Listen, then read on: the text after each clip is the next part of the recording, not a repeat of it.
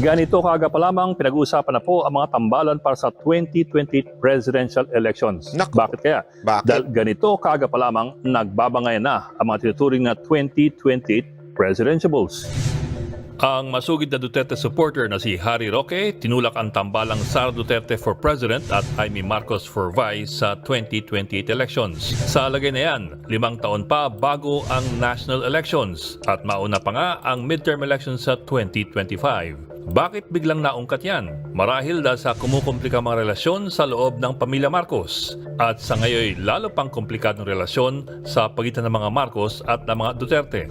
Mulat sa pool, mahalagang tandaan na si Bongbong Marcos ay hindi na maaaring tumakbo ng second term bilang Pangulo. Kaya't ang pwestong yan ay pag-aagawan ngayon ng mga miyembro ng angkan na maaring gusto ng continuity o pagbabago. Opo, sa loob mismo ng angkan, merong hindi pagkakasundo sa polisiya. Sino ang alin? Ang panganay na kapatid na si Senadora Amy Marcos halimbawa, ilang beses nang pumalag sa mga polisiya ng kapatid.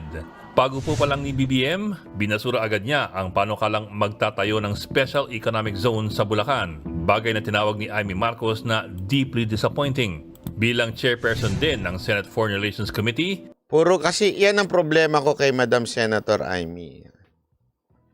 Yung kanyang puro salita. Tulad niyan, meron siyang disagreement sa kapatid niya. Hindi ko naman sinabi makialam siya sa kapatid niya, ha? Pero yung puro ganyan na very disappointing, very ganito, wala walang impact yun Sa akin hindi ko sinasabing masama yun, per se. Pero walang impact sa akin yun. Ibig sabihin, walang credit sa akin yun. That's not credit for me. Hindi po sa akin yun nakakapogi, ika nga, o nakakadagdag. Hindi ho, kasi it's all talk. Kung talk lang pala ang gusto ninyo, di ako na lang. Mas madaldal ako. Joke lang po yun Kasi kung talk at talk lang, di vlogger na lang ang lagay natin dyan. Mga vlogger, mas madadaldal ang vlogger. Tama, mali. Di ba? So what do I mean? Wala ho yan. Sa akin, wala ho yung mga statement na yan. naging malubhang kritikal din si Amy Marcos sa mga foreign policy decisions ng kanyang kapatid. Mula yan sa pagdagdag ng mga EDCA sites na maaaring gamitin ng US sa Pilipinas hanggang sa pag-provoke daw natin sa China. Sa isang punto, pinagalitan pa ng senadora ang DFA dahil sa patuloy na pagsasampa ng mga diplomatic protests laban sa China dahil sa ginagawa nito sa West Philippine Sea. Pinalagan din ng senadora ang dalawang panukalan ng Malacanang, ang RCEP or Regional Comprehensive Economic Partnership Treaty at ang Maharlika Investment Fund. At sa Ayan, puro kontra lang siya. Di ba po? Kung gusto niyo pala yung ganyang klaseng puro kontra, doon na lang tayo sa mga makakaliwang grupo. Yun talaga. Talagang puro kontra. pagtagulan dahil sa So, ibig mo ba sabihin, Banat Bay, hindi dapat kumontra? Hindi yun ang punto ko. Ang punto ko dito, dapat may gawin siya. 'Di ba? Meron ho siyang hakbang para makamit yung mga kontra niya. Wala Yung sa Maharlika Fund, 'di ba? Ganun din naman kunwari ko kontra siya. Pero kasama siya doon na pumirma rin, 'di ba? Alam ko correct me if I'm wrong kung hindi siya pumirma. Pero ang alam ko kasama siya. O kung hindi man siya kasama o kung nag-abstain man siya. Okay? Sana man lang pumalag siya, hindi siya nag-abstain. Kung talagang against siya doon. Hindi 'di ba? Hindi naman po siya yung hindi pumirma. Sana ganun ang ginawa niya. pagtanggal ng Kongreso ng confidential Nag-absent siya. Oo nga. Yun na nga Kaya nga hindi ko nga gusto Tama. Nag-absent daw siya. Yun ang hindi ko gusto. Yung kesa na akala ko ba kontra ka, di sana nanandigan ka sa pagiging kontra. Hindi ako pipirma dyan. Against ako dyan. Ganun. Hindi Nag-absent. Tama ba? Nag-absent? Yun ang sabi ng isa. Nag-absent siya. Tama. funds ni VP Sara, ang tayari ni Amy ay nasa vice-presidente. Sa lahat ng isyong ito, tila tahimik lamang si Pangulong Bongbong Marcos. Sa kabilang dako, ang mga isyong kinokontra ng kanyang kapatid ay mga panukalang galing mismo sa Malacanang. Ang hindi lang talaga malinaw ay ang posisyon ng Pangulo sa confidential funds ni VP Sara na binawi nga ng Kongreso. Ang Speaker ng House of Representatives at ngayon pinakamatinding katunggali ng Vice Presidente ay si Martin Romualdez, pinsang buo ng Pangulong Marcos at ni Senadora Amy Marcos. Bagamat walang imik ang Malacanang, tanggap rin ng lahat na ang Kongreso ay bihirang kumikilos ng walang sang-ayon ng Malacanang. Sa kanyang huling pahayag, malinaw kung sino ang sinusuportahan ni Amy Marcos. Kahit siya raw ay matirang mag-isa, susuportan daw niya si dating Pangulong Duterte at lalo na si VP Sara Duterte. Malalim ang pagkakaibigan ni Amy at ni Sara Duterte. Ang sabi nga ng ilan, para na ring magkakapatid. Kaya't hindi kagulat-gulat na pinalulutang ng mga Duterte supporters ang tambalang Hindi ho totoo yun. Sorry Sara at Amy sa 2028. Pero kung sakali, ang kanilang makakabangga ay ang pinsang buo ni Amy na si Speaker Martin Romualdez. Saan si BBM? Sabi daw nila si Romualdez at saka si Franz Castro. Bagay kayo. Sa lahat ng ito, bilang Speaker, si Romualdez ang nagsusulong ng legislative agenda ng Pangulong Marcos sa Kongreso. Katunayan, mas madalas makitang magkasama si BBM at si Romualdez kesa ang dalawang magkapatid. Totoong sobrang aga pa para pag-usapan ang 2028. Pero kahit isa't kalahating taon pa lamang ang bagong administrasyon, malinaw na bakbakan na ang nangyayari. Sa mga sinasabing ngayon pa lamang ay umaasinda na sa Malacanang. Ako ito lang Unang punto natin, eto 'di ba? Sinabi ko sa inyo, first point, mas kailangan ni Senator Amy si VP Sara. It's not the other way around. Ibig sabihin, kung meron mang makikinabang sa Sara and Amy, si Madam Amy yun. Okay? Kung meron mang mas magagamit, walang iba kung hindi si VP Sara yun. Sa madaling salita, the Sara and Amy tandem, magbe-benefit si Amy. Pangalawa, aside from magbe-benefit si Amy, I think the Sara-Amy tandem makakasira kay VP Sara Duterte. Alam niyo kung bakit? Kasi we all know na and what possible things na mangyayari sa mga susunod na taon, which is based on historical facts na talagang ang presidente bumabagsak. Diba? Bumabagsak ho yan. Normal ho yan na bumabagsak. Kaya nga laging sa kasaysayan, laging yung oposisyon ang sumusunod. Bakit? Kasi bumabagsak yung presidente. First, ang nangyari lang na hindi oposisyon ang sumunod yung kay Cory at saka kay Ramos. Because si Ramos, tandaan ninyo, maraming connection sa military. Si Ramos, iba ang ano niya, tandaan ninyo, di ba, yun ang naging problem ni Cory noon sa military. Kasi nga, kaya nga dami niyang kudita dahil hinayaan niya yung mga kalaban ng military na pumasok sa kanyang gobyerno. Pero nabalanse lahat yan ni Ramos. And sa tingin ko noong time na yun, walang ganong katinding kalaban. Di Venecia, wala. Medyo hilaw sa tingin ko that time. Mas pagkakatiwalaan ng taong bayan noon si Ramos. Ngayon, etong nangyayari na ito, alam natin na medyo paganon. Di ba ho? So alam natin si Senator Amy ang makikinabang. Pangalawa, mas makakasira ang Sara and Amy tandem because mahahati na naman ang boto. Hindi ko nga alam kung ang nagpupukpok nito sa media ay ang kampo ni Romualdez. Bakit kanyo? Oo, it came from Roque. It doesn't mean si Roque ay kaalyado ni Romualdez. Hindi. Maaring nakita, si Amy at saka si Sara Duterte, nakita yan ni Roque. Pero maaring nakita ng political strategist ng mga Romualdez na magandang kombinasyon yun. Alam mo kung bakit? Maaring mahati. Kasi tandaan ninyo, yung mga Duterte supporter, ayaw na Alam na, nagising na.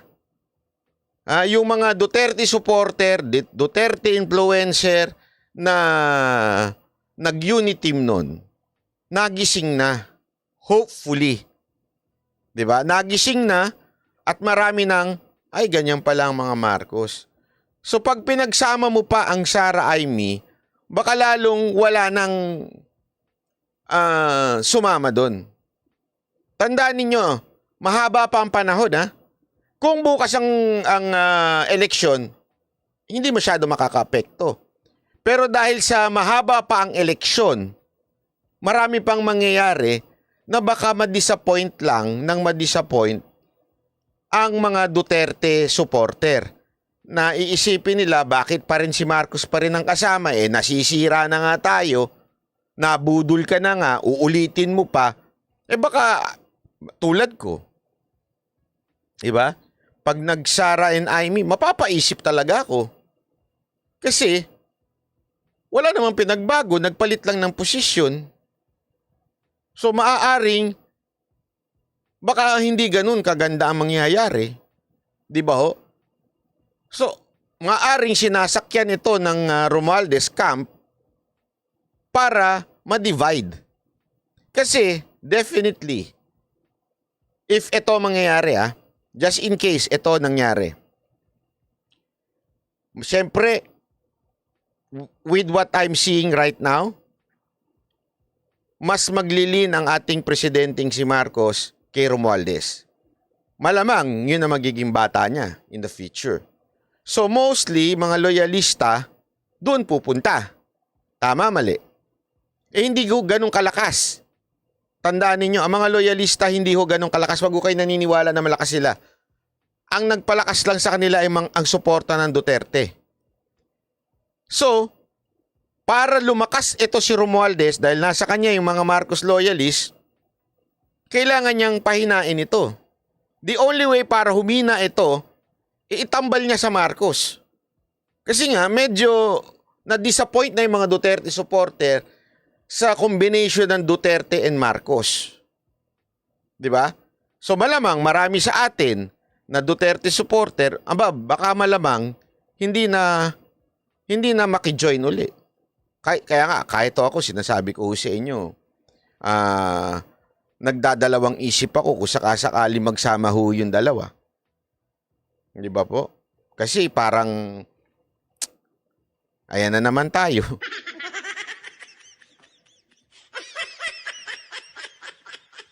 Diba? Ayan na naman tayo. Baka magkaroon ng, tandaan ninyo, baka mas may magkaroon pa ng third force. Diba? Hindi natin alam. So, kung talagang gusto natin ng solido, ayan, maganda yan, Sara Go o Sara PRRD. Pwede pa, ewan ko, alam ko, pwede pa sa Vice President si Pangulong Duterte. Pero kung si Aimee din, wala, pampahina ho. Di ba? Pampahina ho yung ganyang klase. Kaya feeling ko, pinupush ng kampo ng mga Romualdez ang Kasi tandaan ninyo, aside from possible na ma-disappoint ang ibang Duterte supporter pag inilagay ang Sara Aimee, isa pang scenario dyan is win-win pa rin sa kanila. Tama, mali. Win-win pa rin. Bakit? Marcos pa rin na nakaupo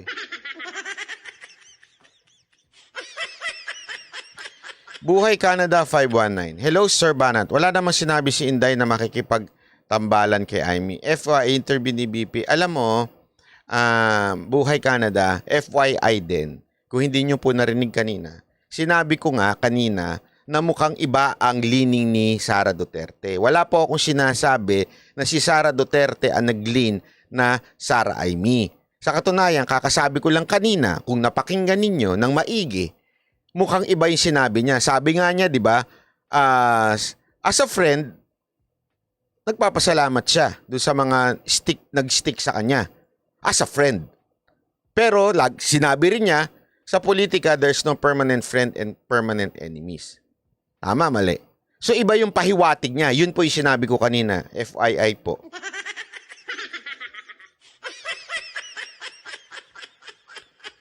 Sara Tulfo kaya ba? Tingin mo? Hindi ko alam eh. I'm not sure. To be honest hindi ko pa kasi nakikita si Tulfo sa national candidate. Ma-disappoint na kayo pero Tulfo, I don't have problems in helping people. Tulfo, I don't have problems in getting in touch with... Wala akong problema sa pagiging masa niya. Wala akong problema sa pakiramdam niya. Kuha niya talaga yung pakiramdam, yung kuha niya yung mga nasa ground. Okay? Wala akong problema doon. Wala akong problema sa kanya sa pagiging senador. It's the same thing. Manny Pacquiao? Ako wala akong problema kung senator si Manny Pacquiao. Malaki matutulong ni Senator Manny. Kasi magkaiba ang definisyon ng senator sa presidente. Magkaibang function. Pwede ka maging senator nang hindi ka nag-LGU, local government, di ba? Okay lang yun. Kasi senator gumagawa ng batas eh. Marami ka magagawa dyan na yung nakukuha mo yung puso ng tao. Walang problema doon. I agree with that. Okay? Kaya ako, kuwari, tatanungin mo, okay ako kay Pacquiao na senador. But for president, hindi. Malabo pa sa akin yun. Di ba? Maybe in the near, far future. Pero, you understand what I mean? As of now. So, pagdating kay Tulfo, ganun din ang naiisip ko pa. Unless may gawin siya for the rest of these 5 years. Mahaba-haba pa kasi. Diba? Mahaba-haba pa po yung panahon para makita natin yung ebidensya o kayang resibo. Wag na si Tulfo, sir. Kayo, bahala. Ako kasi, tandaan ninyo I am open for everyone. And I am not close to anyone. Bakit? Mahaba pang 5 years. Kaya hindi, kasi pasensya na po kung medyo kumukontra po ako sa ugaling panatiko. Yan ang babasagin ko for the rest of 6 years. For the remaining 5 years. Yan ang babasagin ko sa mga nanunood dito. Yung utak na panatiko. Na hindi, eto na ako. Kasi eto siya. Bigyan ko ng halimbawa. Duterte na ako. Bakit? Kasi Duterte siya. Babasagin ko yan. Marcos ako. Kasi Marcos loyalist ako. Babasagin ko yan. Tulfo ako. Kasi Tulfonatics ako. Babasagin ko po yan. Maniwala kayo sa akin. Bakit? Again, uulit-ulitin ko for so many times na alam ko marami sa inyo sawang-sawa ng pakinggan. Pero iba sa inyo hindi pa rin sumasaksak sa kokote ninyo. Dito sa channel na ito, hindi apelido ang importante sa akin. Dito sa channel na to, hindi kung gaano ka kasikat. Dito sa channel na ito, kung ano ang ginawa mo sa bayan natin, yan ang dahilan kung bakit kita susuportahan. Hindi yung, kasi ganito yan si Tulfo yan si Duterte yan si Marcos yan Bakit wala bang ibang pwedeng umangat na mas, you understand? Bakit ba tayo sarado doon sa mga pangalan na yun? What if may isang mamang galing sa desert? Tapos naglakad, hindi, biro lang. Malay mo, merong isang umangat na politiko dahil magaling pala. Remember, don't ever forget, PRRD was quiet for from 2020 to 2016. Actually, 2015.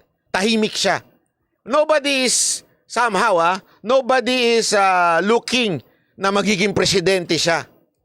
Tandaan niyo yun.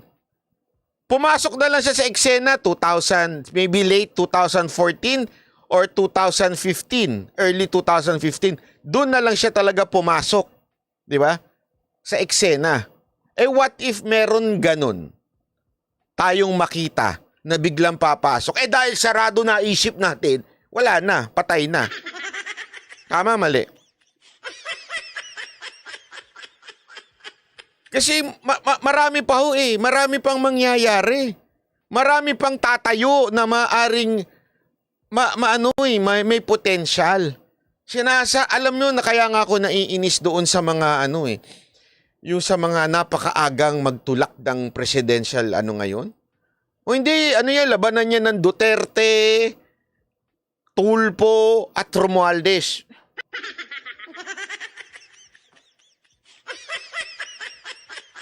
Di ba? Pwede bang may ibang pumasok? Baka naman may ibang pwedeng pumasok na tingnan natin kung meron ba siyang kargang resibo para sa ating lahat. Di ba? Pero kasi, wag naman yung resibong yung pagmumuka nasa bigas. Pambihira naman. Hindi, di ba? Baka naman ganun na mangyari, ha? Hindi, ako, gibain mo BP Sara Duterte ako hanggang 20, ewan ko sa'yo.